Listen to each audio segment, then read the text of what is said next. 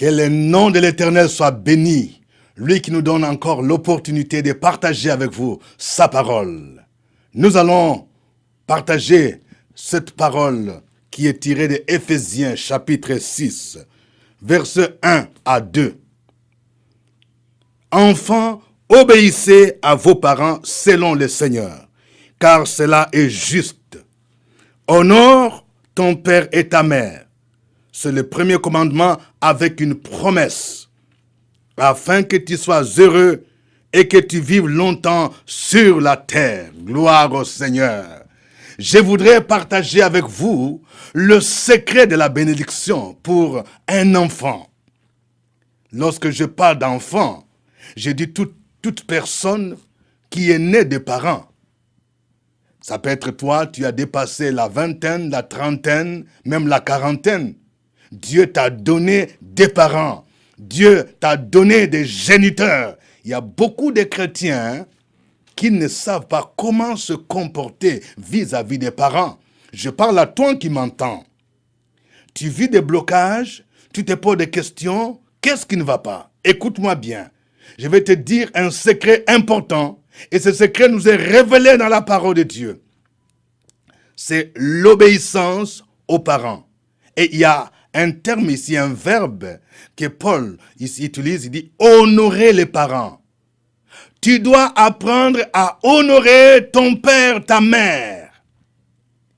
Il est dit ici, enfants, obéissez à vos parents selon le Seigneur. Je voudrais d'abord expliquer cela. Selon le Seigneur, cela veut dire que tu dois obéir à ton père, à ta mère, selon les règles que Dieu lui-même a fixées. Si mon père ou ma mère me demande d'aller consulter un féticheur, ça ce n'est pas selon le Seigneur. Si mon père ou ma mère me demande, moi qui suis chrétien, d'épouser un non-chrétien, ça ce n'est pas selon le Seigneur.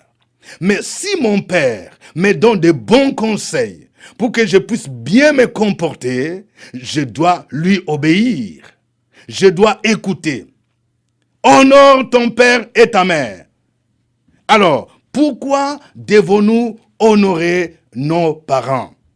Première raison, il dit, cela est juste. Honore ton père et ta mère. Cela est juste devant Dieu, que je puisse honorer celle-là qui m'a porté pendant 9 mois dans son sein, qui a souffert.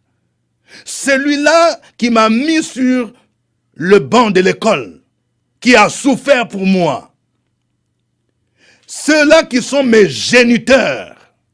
Souvent, lorsque nous atteignons l'âge de 30 ans, 40 ans, 50 ans, on nous respecte, nous travaillons, mais nous ne savons pas que lorsque nous avions 8 mois, nous avions 1 an, 2 ans, combien nos parents ont souffert pour nous élever. Il est tout à fait juste que nous puissions leur rendre ce qu'ils nous ont donné. Ça, c'est la première raison. Deuxième raison, il est dit, c'est le premier commandement avec une promesse. Afin que tu sois heureux et que tu vives longtemps sur la terre. Certains ont abrégé leur vie sur la terre parce qu'ils ont déshonoré leurs parents. Ça, c'est la Bible qui dit. Il y a des blocages que certains connaissent tout simplement parce qu'ils n'ont pas honoré leurs parents. Mais alors, que veut dire concrètement honorer son père et sa mère? Il y a 2 dimensions ici. Il y a d'abord le fait de les respecter. J'honore mon père, ma mère, quand je le respecte. Je ne peux pas m'adresser à mon père, à ma mère, comme je m'adresse à n'importe qui. Même si je les voyais dans l'erreur, je vais leur parler avec respect. Il faut les respecter. Par mon comportement aussi. Un enfant qui se méconduit, qui ne suit pas l'instruction de ses parents, il déshonore ses parents. Mais honorer les parents, c'est aussi les soutenir.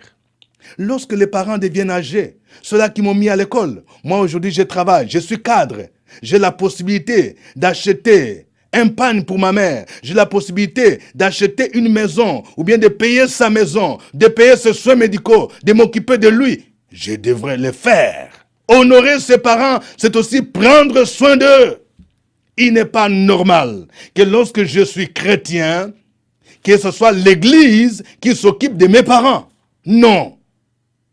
Il y a beaucoup de gens qui ne le font pas sous prétexte que les parents sont sorciers. Oui, mais c'est papa qui est sorcier. Mais pourquoi il ne t'a pas mangé quand tu avais 8 mois, quand tu avais 1 an, même s'il est sorcier?